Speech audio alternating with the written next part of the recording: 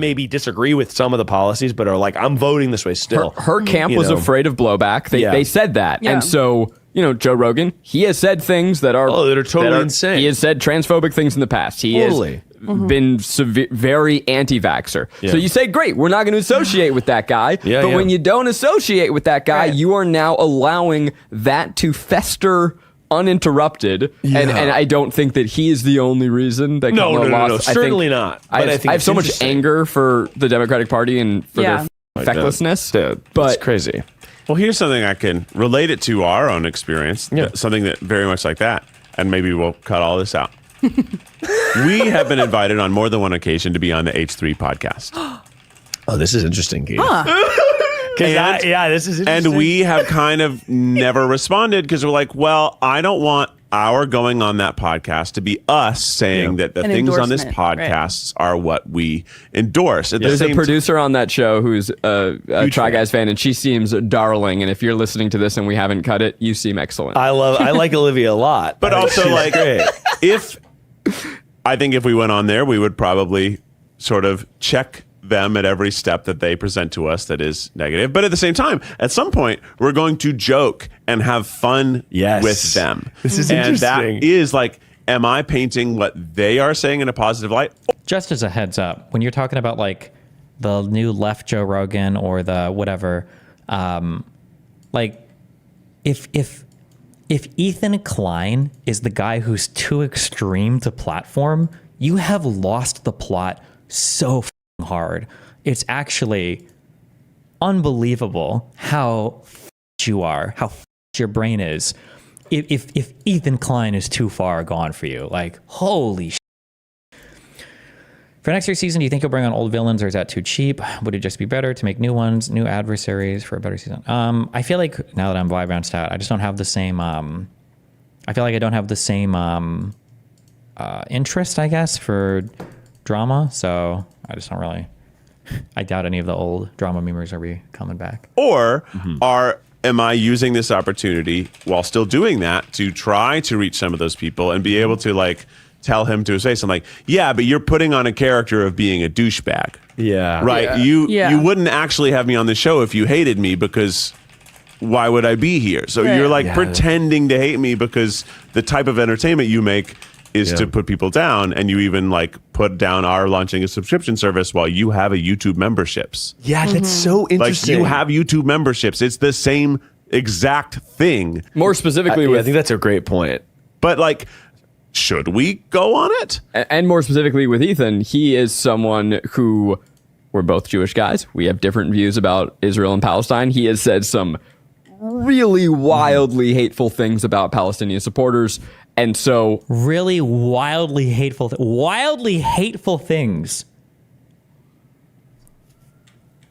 Like, what? And then I wonder, have they actually seen anything that Ethan said, or are they just going by what's been reported to them by either things Hasan has said or people that have watched Hasan, what they've said? More specifically, I think that's a great point. But like, should we go on it? And more specifically with Ethan, he is someone who, we're both Jewish guys. We have different views about Israel and Palestine. He has said some really wildly hateful things about Palestinian supporters. And so I have a disagreement with him in views. And I think that's a conversation we could have, even though he comes at it from a place of wild diatribes. But then, there's that question to audiences. Is it by even going on their platform or by platforming them, are you validating? Yeah. And now you're shutting yourself away from those spaces. But if you shut yourself away from those spaces, then you're not able to talk to other people. I don't know the answer. I don't know. I think this is a very interesting conversation. But this is exactly like, our interesting conversation right now is whether or not we should platform Ethan Klein. Like, really? exactly like Kamala doesn't go on Joe Rogan. No, it is. And by the way, it's exactly like that. It's at least as close as we can get. But it is. I think what's tricky about it is, it's like the game as it's been. I'm just curious, how popular is this show? Are these guys like big?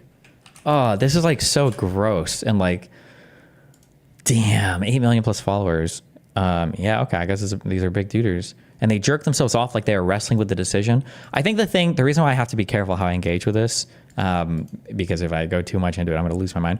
I think the thing that's the saddest to me is that I am 100% confident that if all four of them took a test, or three, however many are in this, if all of them took a test on Israel-Palestine and the history of it, that I could devise like a 10-question basic quiz and they would get 1 out of 10, maybe.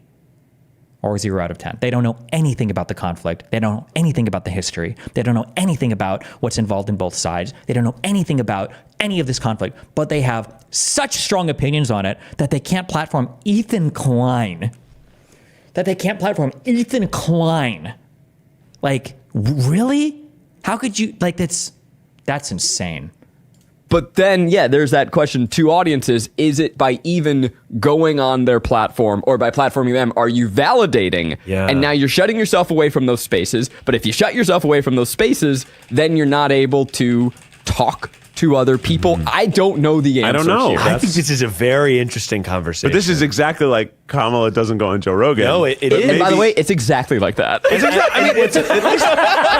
at least as close as we can get. But it is. I think what's tricky about it is, yeah, it's like the game as it's been played by people like us, typically, who have the views that we have, is like, I don't even want to associate, because I don't want my base to be like, my base audience of people that I agree with typically, to be like, your views are now fractured because you're having a conversation with this person. Yeah. And I think that is a valid concern. However, I do think on the other side, they don't care if they disagree. Like people on the right, people who are maybe like, you know, you've got people on the right who are Republican senators who are probably like, fiscally, I feel this way, but now they're so deeply embedded, they don't care if they disagree or agree. It's all just kind of one unified voice. And I am curious, like, Funny how this conversation is what Destiny was talking about like 6 years ago. Yeah, but I was talking about that when I was talking about like platforming Nazis. Like, should we platform like the extreme right? Not like, should we platform a guy who is like only 99.5% left of society?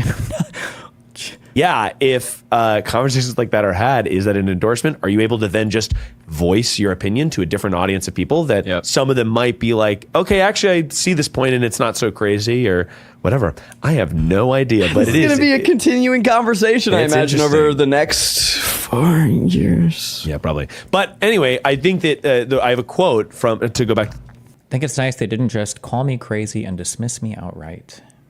I don't think we'll disagree on much, if anything, on Palestine, despite what we've seen on Twitter.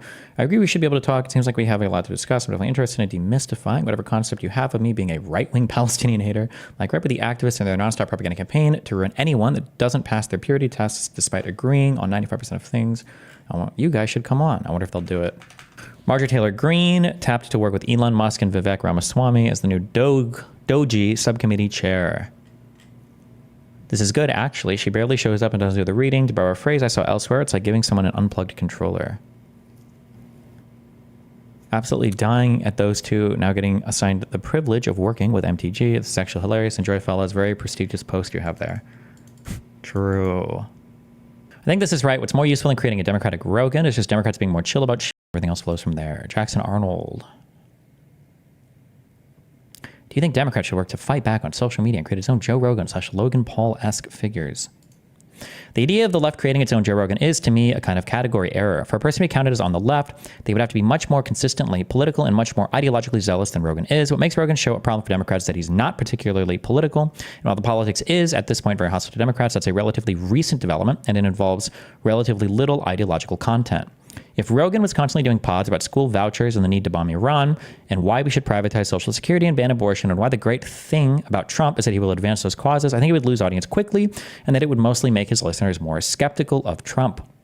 But he's not going to do that. All of which is to say that I think the recently much discussed Rogan problem is just a specific example of the general tent shrinking problem. If you want more people to vote for Democrats, then yes, you need an aggressive media strategy, but part of that strategy has to be lowering the bar for what it takes to count as a good member of the coalition. Yeah, that's true.